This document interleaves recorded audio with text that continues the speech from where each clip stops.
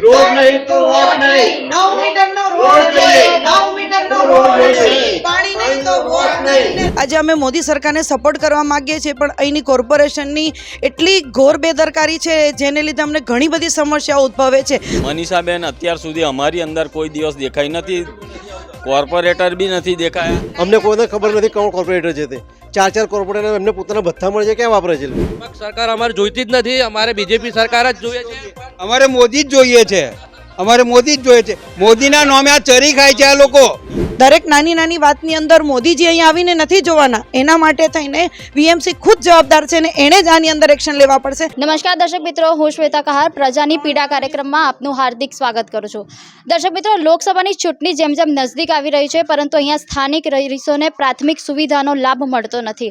લોકસભાની ચૂંટણી આવી છે ત્યારે રાજકીય નેતાઓ પ્રજાની વચ્ચે પહોંચ્યા છે, ત્યારે પ્રજા પણ પોતાનું કામ કઢાવવા માટે મીડિયા સમક્ષ પોતાની વેદના ઠાલવી રહ્યા છે. અત્યારે હેડલાઇન ન્યૂઝની ટીમ આવી પહોંચી છે વડોદરા શહેરના પૂર્વ વાઘોડિયા રોડ વિસ્તારમાં આવેલા સાનિધ્ય ટાઉનશીપમાં છેલ્લા રોડ નહીં તો વોટ નહીં. 9 મીટરનો પૂરેપૂરો રોડ બનાવો, નહીં તો વોટ નહીં. તો આવો જાણીએ શું છે સ્થાનિકોની વેદના. જી, શું સમસ્યા છે? છેલ્લા 8 વર્ષથી ગંદુ પાણી આવે છે અને ગંદા પાણીમાં એટલા પોયરા ને જીવડા આવે છે. પાણી એટલું ગંધાય છે કે જેમાં ગાય અને ભેંસોનું છાણ મૂતર આવતું હોય એ રીતનું પાણી ગંધાય છે. અમે લોકો જગના અને મિલ્ટલ પાણી પી પીને બહારના વેચાતા પાણી લઈને પીએ છીએ. અમે મહિનામાં પાણીના રૂપિયા પૂરા કરીએ કે ઘરમાં અનાજ પાણી ખાઈએ. શું કરીએ? પૂરું જ નથી પડતું અમારું. અમે ક્યાં જઈશું પાણીની સમસ્યા લઈને? સરકારને અમારી આ વેદના છે, સરકાર અમારી સામે જુએ. જી, રોડ રસ્તાને લઈને રોડ રસ્તો લઈને પણ રોડ રસ્તામાં કોઈ ખાડો કૂદો કશું કરતા નહીં. લોકોના દબાણો તોડીને રોડ પણ પહોળા નથી કરતા. કંઈ નહીં, 12 મહિનામાં વરસાદથી રોડ તૂટે છે, કોઈ ગાબડું ભરવાય આવતા નથી. ખાડા કૂદીને અમારા શરીર પોતાના ખરાબ થઈ ગયા છે. અમે રોડથી પરેશાન છે છેલ્લા 8 થી 10 વર્ષથી. ડ્રેનેજ માટે અમારે સમસ્યા છે કે જ્યારે ચોમાસું નજીક આવે છે ને ત્યારે ડ્રેનેજ બી બધી ઓવરફ્લો થાય છે અને એ પાણી અમારે સામું આવે છે ઘરની અંદર પણ. અને એ ઉપરાંત સાપ ને એવું બધું બી નીકળી આવે છે. કોઈ જાતની જેને કહેવાય ને કે વ્યવસ્થા પૂરતી જોઈએ એવી કોર્પોરેશન દ્વારા નથી કરવામાં આવતી. આજે અમે મોદી સરકારને સપોર્ટ કરવા માગીએ છીએ, પણ અહીંની કોર્પોરેશનની એટલી ઘોર બેદરકારી છે જેને લીધે અમને ઘણી બધી સમસ્યાઓ ઉદ્ભવે છે. હવે આનું નિરાકરણ આજની વડોદરા કોર્પોરેશન કરશે કે નહીં એ સવાલ છે. અહીંયા જે મેઇન રોડ આવેલો છે અમારા સોસાયટીથી બહાર નીકળતા જ એ 9 મીટરનો પૂરો રોડ હોવો જોઈએ. એની જગ્યાએ આજુબાજુનું દબાણ છે, જે એન્ક્રોચમેન્ટ છે, એને દૂર કરીને રોડ 9 મીટરનો પૂરો આપવા અમે સરકારને નમ્ર વિનંતી કરીએ છીએ. અને પાણી પણ અમને બહુ જ ગંદુ પાણી આવે છે, તો એને બી સારું ને ચોખ્ખું પાણી આપવા માટે થઈને કોર્પોરેશનને અમે વિનંતી કરીએ છીએ.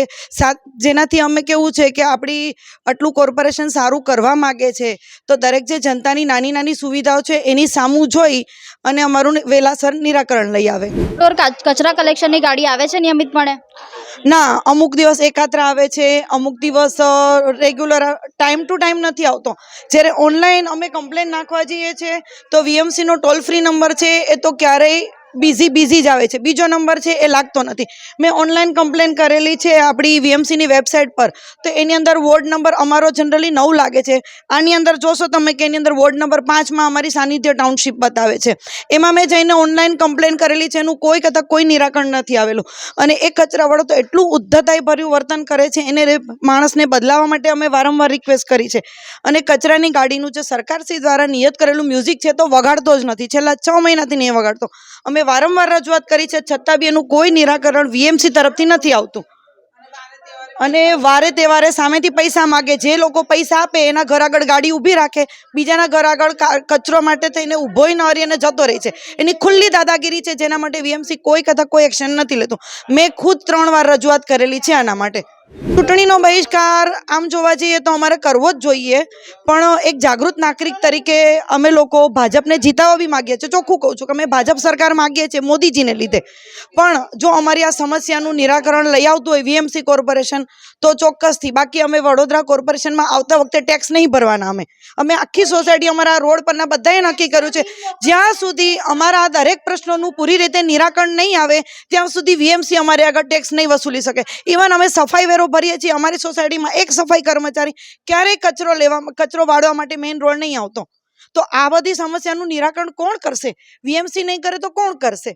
દરેક નાની નાની વાતની અંદર મોદીજી અહીંયા આવીને નથી જોવાના. એના માટે થઈને વીએમસી ખુદ જવાબદાર છે અને એણે જ આની અંદર એક્શન લેવા પડશે.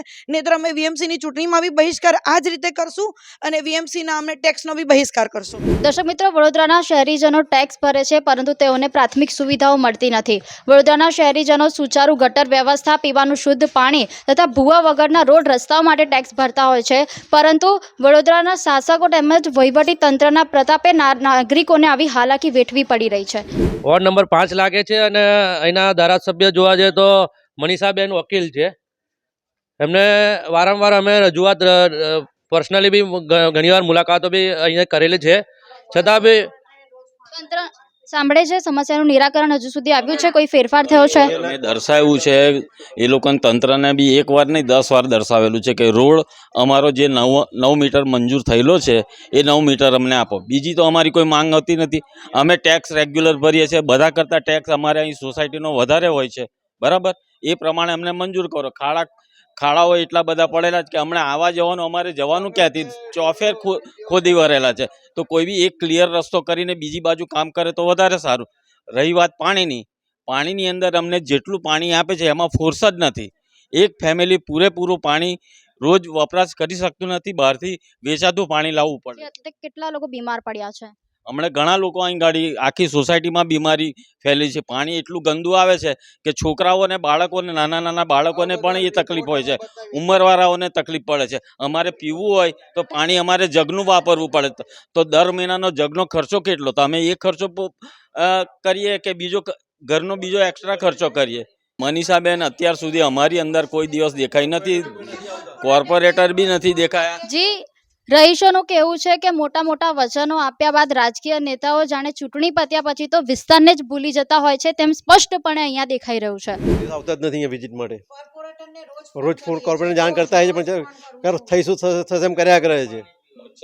છેલ્લા 10 વર્ષથી આ રોડ બન્યો નથી અને 9 મીટરના રોડને એક્રોચમેન્ટ કરેલું છે. એ બધું દબાણ હટાવીને પૂરેપૂરો જે રોડ આપવાનો છે રોડ બનાવે. ટેક્સના પૈસા ભરીએ છીએ તો ટેક્સના પૈસા ક્યાં જાય છે? કોર્પોરેટર અહીંયા કોઈ જોવા જ નથી આવતું કે અમારો વિસ્તાર છે એમ. અમને કોઈને ખબર નથી કોણ કોર્પોરેટર છે તે. 4 કોર્પોરેટર એમને પોતાના ભથ્થા મળે છે, ક્યાં વાપરે છે લોકો? ગેસ લાઈનની સુવિધા તો છે, એનો પૈસા તો આપીએ છીએ અમે. પાણી ગટરનું જ રિસ્ટરનું પાણી આવે છે. તમે એક વખત આવીને વાપરી જો તો ખબર પડે કેવું પાણી આવે છે તે. અમારી પ્રશ્નોનું નિરાકરણ ના થાય તો અમે વોટિંગ કરવાના નથી, અને કરીશું તો નાટોમાં કરીશું. કોઈને પણ નહીં મળે વોટ. બહિષ્કાર, ટોટલી બહિષ્કાર.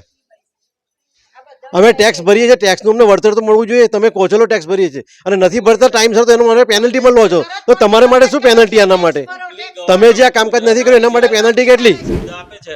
બરાબર છે, ગુજરાત જાતીય આટલી બધી મ્યુનિસિપાલિટીને સુવિધા આપે છે પૈસાની બધી રીતે, પણ એ જમીનમાં ઉતરવું જોઈએ કે નહીં? એ જમીનમાં જ નથી એ લોકો ઉતરતા, એટલે એ લોકો કાળજી લોકલ નથી રાખતા. તમને શું લાગે છે હાલની સરકાર કેવા કાર્ય કરી રહી છે? હાલની સરકાર કાર્ય બરોડા નથી ફેલ છે.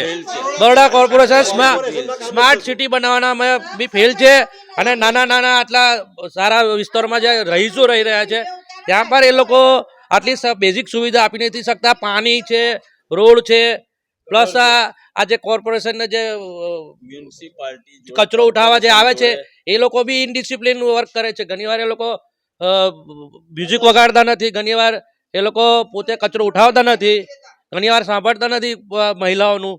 બધા બહુ જ પ્રશ્નો છે અને રજૂઆત કરીએ છીએ છતાં બી એની એ જ પરિસ્થિતિ રહે છે. કોઈ ઓનલાઈન બી કમ્પ્લેનો કરીએ છીએ પણ એનું કોઈ નિરાકરણ થતું. વિપક્ષ સરકાર વિશે શું માનો છો? વિપક્ષ સરકાર અમારે જોઈતી જ નથી. અમારે બીજેપી સરકાર જ જોઈએ છે.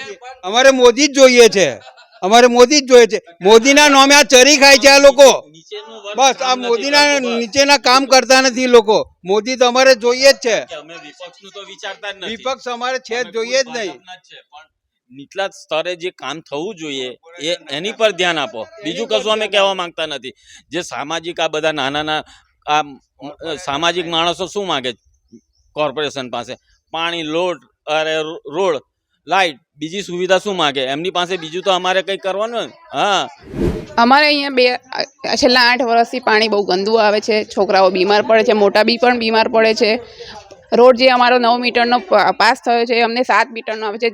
જે 9 મીટરનો મળવો જ જોઈએ, નહીં તો અમે રોડ વોટિંગ નહીં કરીએ એટલે નહીં જ કરીએ.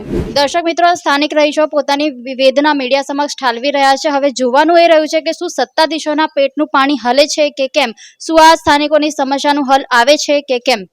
આ સાથે કેમેરામેન દક્ષેશ સોલંકી સાથે હું શ્વેતા કહાર, હેડલાઇન ન્યૂઝ, વડોદરા.